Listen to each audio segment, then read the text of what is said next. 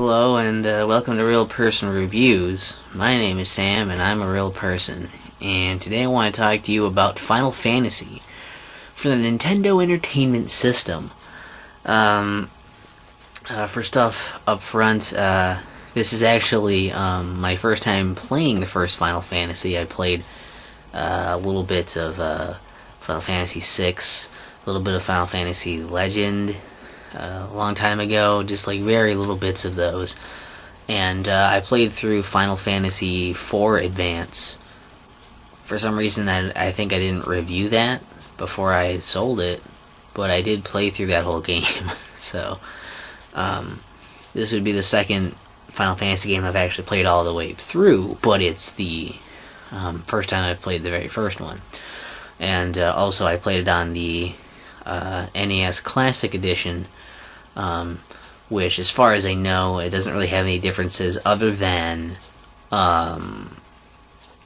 it changes some of the screen effects, where I don't know if it's that stuff would be like flashing or just really quick changes. They made it so that it's kind of like, you know, weird effects on it and kind of a weird fading effect on some of those, so mainly to avoid seizures. I think that's about all that's really different as far as I know. So the footage you'll see is probably me playing that. But I think that's mostly it, so let's just jump right in. So, Final Fantasy is an RPG, and it's a pretty basic, traditional style turn-based combat RPG. The main plot is that essentially the world is kind of thrown into chaos. The elements are just all out of whack.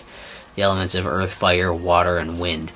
And it turns out that these elemental fiends are behind it.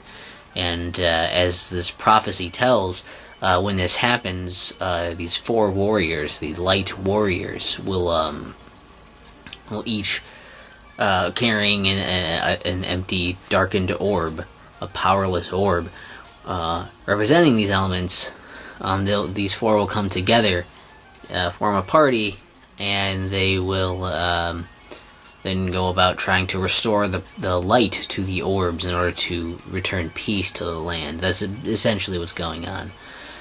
So you start it up, and you can create your party. There are 4 slots, and you can have any combination of the characters there. There are 6 classes of characters, and you can even like double up or triple up or quadruple up on a class if you want. But there's a fighter, which is mostly for hitting things and taking hits, not much for magic. There is a thief, which is similar, not as good as stats in the offense or defense, but does have a higher luck stat. And there's the black belt, also pretty good physically for hitting things and decent defense. Really bad magic defense and no magic either. But the kind of bonus thing with the black belt is that they, if they are totally unequipped, they get bonuses to their stats. So there's that. Then there's a white mage, which can cast white magic. A black mage, which can cast black magic, both of which are pretty bad at physical combat. And then there's the red mage, which can cast both kinds, and it's a little sturdier, but can't cast any of the extreme spells. Can't cast the highest level of white magic or black magic. So you create your party, you name everybody and whatever, and you start playing. And you start outside of this town. You can just fight stuff if you want, but if you want, you can go into the town and get some equipment. And, you kind of learn how the towns work. You can go to the castle there and start getting a quest right away to kind of figure out what you're supposed to do. You kind of do some questing stuff throughout the game. Most quests, be the main quests or even side quests, are usually revolving around some simple things of like, go and rescue this person, or go and get this thing, or go and kill this monster. Sometimes you need a special item in order to do those things, or some steps before those, but that's generally what you're doing for most of it. Pretty basic stuff. In the towns, you can do stuff like there's an inn where you can sleep and replenish your spells and your health. There's a church you can go to revive, or maybe it's a clinic. You go there to revive your dead party members. If they've been slain, you can go to these shops. There are shops for armor, shops for weapons, shops for white magic, and shops for black magic. So you like buy the magic that way. And then beyond that, you're going on the overworld, you can fight monsters and stuff and explore that. There are some other points of interest you can go into, like caves and whatnot, and temples and layers. Usually where a lot of the more intense fighting is going to be when you're going, near some kind of quest thing you're supposed to be doing. Usually you'll find some kind of larger area that's more mazy, and multiple floors, usually a lot of those as well.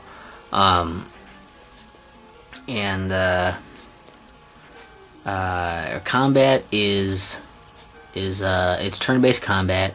You have a few actions for combat. There's the fight command, which just makes you hit the enemy with your weapon. The order of battle is depending on your agility stat, and also if you have really high agility, you can actually hit multiple times when you do your attack. It'll just say you did so many hits and it does more damage than usual just because you're that fast. I believe that's what does that. I could be wrong on that, but I believe that's determined by that. Then there's the magic option, which allows you to use magics, your spells, and I wanted to explain this a bit. So the magic system in this game, the way this works is that there's white magic and there's black magic. Depending on who you are, that will determine what magic you can and can't get. There are levels of the magic, level 1 through 8. Certain spells fall into those categories of what level they are. And you can have up to 3 spells on a slot. So you can have 3 level 1 spells, 3 level 2 spells, etc., etc. That's the max number of spells you can have on each level. And you also have a certain number of casts for those spells as well. As you level up, you'll get more casts for them and unlock higher and higher levels of magic to be able to use, because when you start off, most of those higher level ones have 0 casts anyways. You could still get them, but you wouldn't be able to use them yet. And so you have so many casts for combined all of the spells in that area. So if I had 3 next to my level 3 spells, I could cast each spell once, or a spell twice, another spell once, or one spell 3 times, and that would be all of them. So that's kind of how that works. And you have to buy all the magic. You can't find it or learn it. You have to go and buy it from the shops. And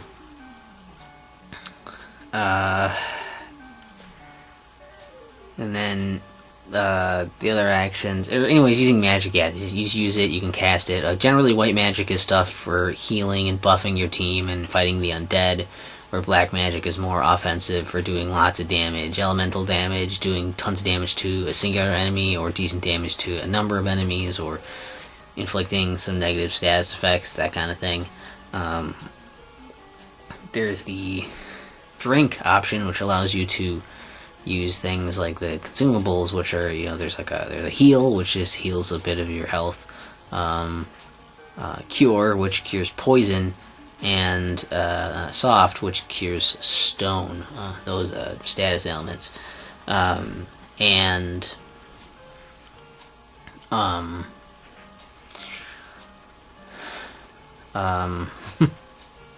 I mean, you can buy those and whatever and find them and stuff and have those in there. And you don't have to necessarily use that on the person who selects drink. You can give it to someone else with that character's turn, with their action. And then there's the item action, which allows you to use one of the items that you have on your character currently. If it has some kind of special ability that can be activated in this manner, it'll happen. And if not, it doesn't. And then run, which allows you to possibly run if you're lucky on that dice roll. You can run. And beating enemies gets you experience points and gold. You use gold to buy all that stuff in the towns and whatnot. Experience points, you get enough of those, you level up, your stats go up. It's pretty self-explanatory stuff. You can actually hold the button down. I hold A, and that kind of does like an auto battle type thing where it just does the first command it's on for everyone. And the battles kind of then progress automatically. They play out in front of you. You don't have to hit anything afterwards.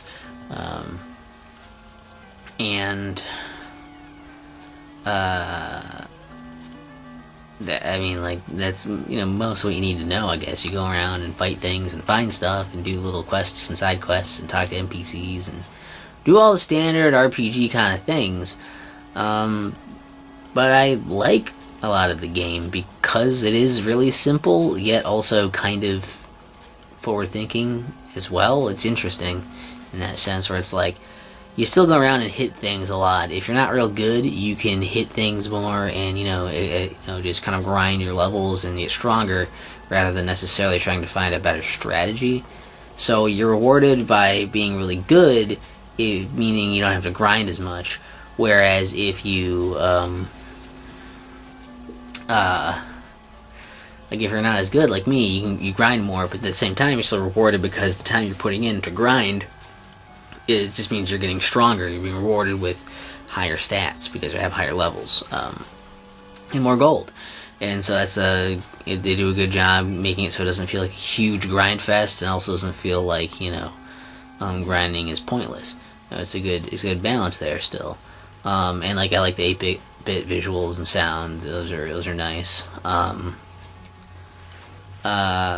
And the way it doesn't tell you everything is kind of cool, actually, where it's like, I kind of like finding an item and not knowing what it does and trying to figure it out, trying to understand what's going on without somebody just telling me detailed lists. And it's even something as simple as you swap your different pieces of equipment and then look at the numbers on the stats you have to see which one actually is better, rather than it just being in the menu if you're going to have an increase or decrease. Those things are convenient to have, but it's kind of cool to sort of feel this out and the spells and everything, and feeling the game out is really cool. And I don't know, I really liked a lot of that, and I do like the things where it does feel like it's forward thinking a bit too, where it's trying to think of some good examples of that. Where being able to hold A and basically have that be your auto battle for it's not actually an auto battle option, but you just hold A and it just automatically selects the first thing, which is always fight at the top of the menu, and you just do that, and you can get through these really easy fights you're going to win, but you had to fight them because you're encountering them or you're grinding or whatever. That's cool. There's also the fact that then the battle just plays out in front of you. You don't have to keep hitting buttons while the battle's happening. You can just watch it happen.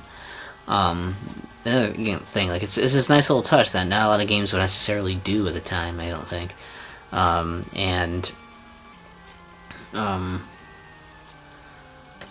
know. It's also paced really well. I think that was maybe the biggest thing that I really enjoyed about it, was that it was so well paced, in the sense of the way it goes through. It's not like a flow. It's more you start off and it's you constantly are finding obstacles, or you have obstacles put in your way and you're trying to overcome them. So it's oh man, for an example, early on in the game, I thought I was doing alright after grinding a bit and getting gear and stuff for my characters and whatever. But then I came across these enemies that were called Geist, and I kept finding groups of those, and basically they would have this thing where they would hit me, and because they were so fast, they could actually get multiple hits. And so it was an incredibly high chance they were going to stun me, because their hits can also stun. And so I kept getting stun locked and destroyed because none of my party members could ever move, and we just kept dying to them. So I went grinding for a while, and so that my stats would go up and I'd be faster. And then I went back and I overcame them because I was strong enough or fast enough to actually get in there and get my hits in, and strong enough to take them down quickly enough where I wasn't just getting stun locked to death the whole time. That was cool. It felt like I overcame that. Or there were some enemies that were getting really annoying with poison, but I actually just went grinding for a while and bought a bunch of cures to cure the poison, and so then I did that. And I felt if I had those on me all the time, it's okay, that's a thing I just have to do now. I learned that. and then also makes it so you have to kind of be like, then there's a ton of enemies in this game. I mean, there's a lot of sprite swaps too, but there's a ton of different enemies in this game, and it's like whenever you encounter a new enemy, you never feel like it's just like this will probably be whatever, it's always like, shit, what does this enemy do? Am I prepared to take on this kind of enemy, and what they're gonna throw at me? And so that's really really interesting thing, that it keeps you on your toes so much. But it is like that pacing of like, you find an obstacle, you learn how to overcome that obstacle. I mean, it's really annoying and frustrating at the time, but you finally figure it out, you get past it, and after you get over the hump, you're like, okay, now I want to keep going because I know how to handle this, and I know there's more stuff out there for me to see. And so, it does make you kind of maybe grind a bit sometimes and try to figure things out, but other times it makes you, like, it lets you just kind of go ahead then afterwards sometimes too. Especially that's the thing that happened with me, is that I would get kind of stuck for a while, grind for a while, and then after I was like, okay, that seems like it's good, I'm going to try now. And then I could usually coast for a little while because I was grinding so much. And it does a really good job of balancing these things, just surprisingly well. So like the pace, absolutely, like, enjoyed the shit out of that pace. Great pacing. It also makes everything feel kind of like it has weight also. It doesn't feel like you're just finding a bunch of like shitty things you can just kill super easily all the time. It feels like, the only time you're seeing that is when you're going backwards in the game and going back to old areas where it's like, hey, this thing's pretty weak, I gotta fight these things again, to show us how powerful you've become in that sense. So that's really cool.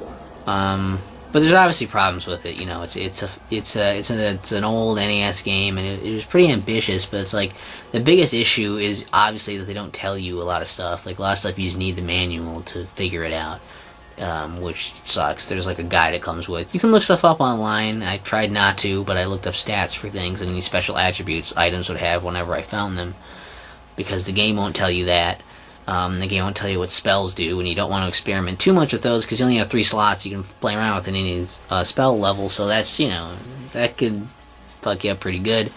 And like, I think maybe the harshest one was just right away at the beginning of the game. They don't tell you, like, what the classes do. You have an idea, but you don't really know the quirks with the classes. Like, a little description would be nice on what you're getting into, but they don't have that. So that's really rough. Also, right in even the main menu, where they kind of like, it's just like you can continue or new game, and then there's like a thing under there. If you hit left and right, you can change the respawn rate, which is just actually how fast the text after the in a battle will actually disappear when you're auto battling like that, or not auto battling. Once you've selected everything and your battle's going, that's how fast the text will disappear if it's higher. And I don't know why they didn't just call it text speed or something, because I don't know why they call it respond rate. That just seems like a really weird thing to call it, and doesn't really explain to me what the fuck that is. But just a lot of that. And also, I will admit, I think that some of the instant death stuff is bullshit. I mean, it's fine when you have a means to combat it, but there are some times when, even with the stuff that combats most instant kill moves or whatever, there's some stuff that still will instantly kill you anyways, even if you have all that stuff on to try to prevent it. So that's true, kind of negates some of the point. And also, I think that they really should have explained the way the items work too, when you go to the item part in your menu. But the other thing about the instant kill stuff is that, or any of those really, but most of the instant kill stuff, it's like, if the monsters in a random encounter get the chance to strike first, so they just automatically get that free turn, if they're the kind of things that can instantly kill you, it is possible, entirely possible, that you can just have your entire party wiped, because there's nothing you can do. Doesn't matter what level you are when that happens, or anything. It's just like, they got to go first, they have a move that instantly kills you, and if it works on you, you're fucked, and that's I think that's pretty rough. I think you should be able to avoid that. So there are definitely some things to have gripes about for sure. Oh, the luck stat was another thing that's one to mention. The luck stat doesn't work. The thief sucks because the luck stat is bugged, and so instead of doing anything good for you, it doesn't do anything. It just doesn't work. So, yeah, Final Fantasy is a game that I probably didn't need to, do an introduction for or talk about, really. I'm sure a lot of people, most people have probably played this if they have any interest, and it's like, but if you haven't, there you go, and it's good. It's really fun. I think it's worth getting. It's available in a lot of different forms. I'm only familiar really with this form, but I think it's been released on multiple systems in different variations. And if you have an NES Classic Edition, check it out. It's definitely worth checking out. If you find it out in the wild, I would say it's even if you're an RPG fan. And maybe if you're like a Final Fantasy fan, you haven't seen the first one, you'd probably be interested.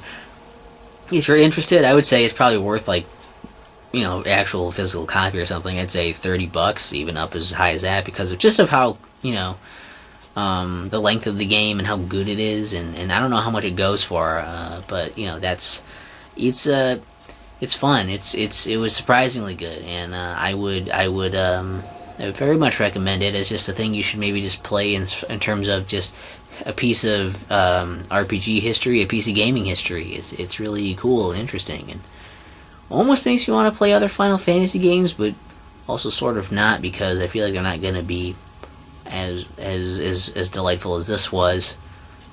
So we'll see what happens with that. But if you guys want me to, which other ones are good? I played 4. I basically only played this one and Final Fantasy 4, so I'm open to suggestions. And what do you guys think of Final Fantasy? The first one. What are your thoughts? That'd be interesting to know, especially since I'm just some asshole who doesn't really know the series that well. Maybe I shouldn't have started with the last game, huh?